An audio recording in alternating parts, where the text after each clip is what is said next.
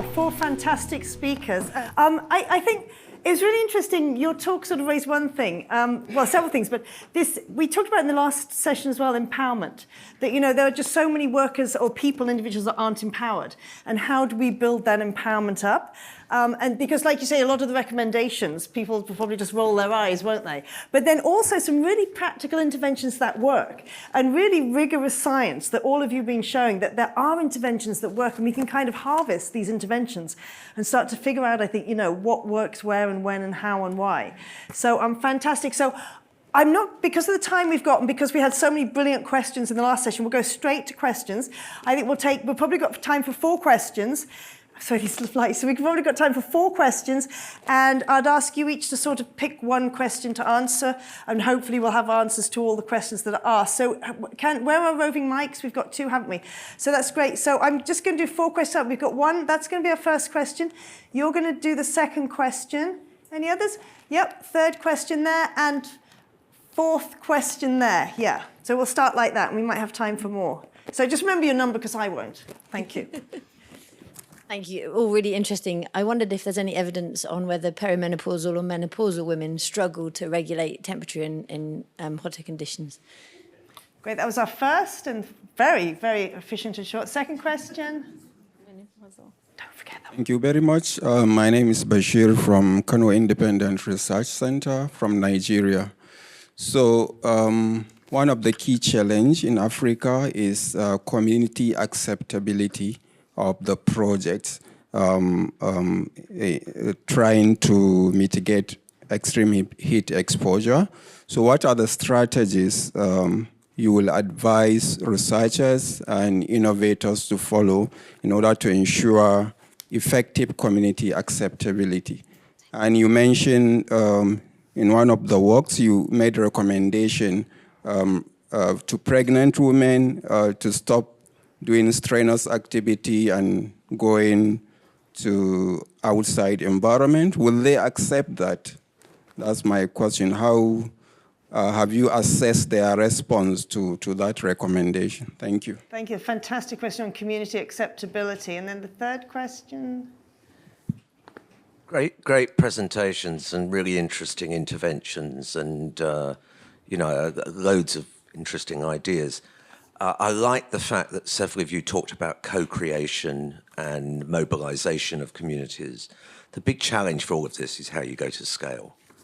And I'd love to know anybody's thoughts about how you would take that to scale and how you would mobilize community groups to implement these many useful ideas. Fantastic. Nice progression from the 2nd question. The 4th question, and then we'll get some responses, and we'll keep the responses short because we really do have to finish because there's another session here afterwards. Okay. Hi, it's Jacob from Doctors Without Borders, MSF. All of them were amazing presentations. I just wanted to, see if we can contextualize some of this in the political climate. It's important as researchers, as doctors, activists, that we look at how these interventions fit within what's happening in the broader context. So I worked in Bangladesh for a bit, and for example, seeing the factory workers and the conditions they're living in with climate change and heat, and finding solutions is extremely important, right? But also thinking about how we can, at the same time as doing that, criticize and talk about the capitalist system that we're all participating in, and the factory workers contributing, towards the factories, contributing towards, sweatshop and what's the term I'm missing? Having a blank.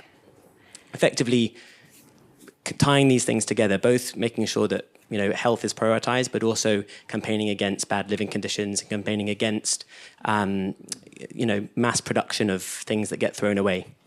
I'll leave it there. I knew the questions would be great. Answers? May I start shortly with the co-creation, because there were 2 questions about, and I can merge together, and then I leave the floor to my colleagues. Just because we did great experience in Kenya, coastal Kenya, and interior part of Kenya, close to Lake Victoria. First of all, we started with the community, meaning that we had our colleague from Kenya approaching the villages and asking the head of the villages, we want to do that. Are you agreeing? And can you involve us? So the key was, I was the only one not from Kenya there, just to tell you the truth. And this is the beauty. First of all, they did in their local language with the community, men and women, a different extraction with different professionals and all owners of home to understand. And they built together prototype in the African way. So prototype of cartoon made, and they brought this prototype into our expert, so-called. In the expert, we were, expert of it, that's me. And the other one, they were all from Kenya, engineer, even company able to product the materials we need and to find solution. Engineer, architects, and city, local, regional, and national policymaker with us in the room for 1 week long, 8 hours a day. We criticize, we propose solution, and then we come back to the community. And now we are implementing this. So we are going to publish a paper on this so that everyone can access this structured co-creation to better understand. I think I connect the two questions. You're about adoption, because the community is now adopting this, and they are very keen because we look at the maintenance cost, the cost for the family, the environmental sustainability, and the length of the remaining in place of this intervention, Mm-hmm. Celeste, do you have anything to pick up on that? Yeah, I think like in the settings are different. So in our setting from the onset, we have what we established community advisory boards in both our settings.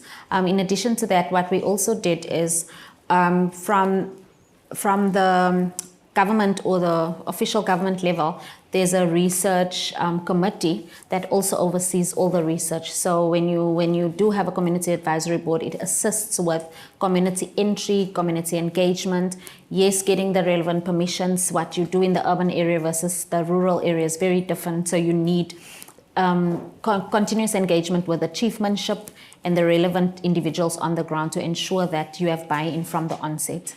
Yeah. Anna, do you want to either talk about sort of the co-creation and go to scale, or the perimenopausal women? I can do the menopausal Some of one. us have been there, done that. Would you like me to do the menopausal one? Yeah. I'll start with the menopausal one. So one thing that is clear is the peri and post-menopausal women often feel less comfortable in hot environments. They tend to feel hotter, they tend to feel less comfortable, and lots of this is related to this notion of hot flushes or hot flashes, whichever term you like to use. And we've actually started a study at the University of Sydney to try to understand the mechanisms that cause this, because it's currently unclear.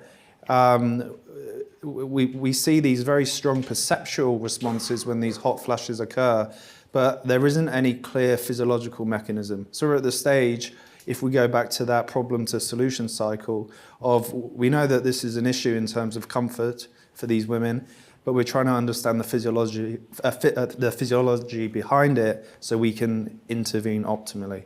So at the moment, I think the evidence is unclear. Great to know that you've got a study going on that. Fantastic. It's recently completed. It needs to be written up and published, but there's lots of those studies out there. Hey? Anna, final word to you. Any chance we can answer Anthony's question? Scalability. Put you on the spot. Probably actually the person next to him, Jay Dusk, can probably answer this better, because I think the model that the Aga Khan used in Pakistan is excellent for this. So the interventions that we're doing are co-funded by the communities themselves, and then that allows ownership within the communities. Obviously, they're also very low cost to allow that to happen, and then that would help push the sort of abilities for communities to take this on themselves and keep going with the interventions. And we haven't touched on the capitalism, but yeah, I agree. Thank you so much. Another amazing panel. Thank you for the questions. Thank you for being great participants.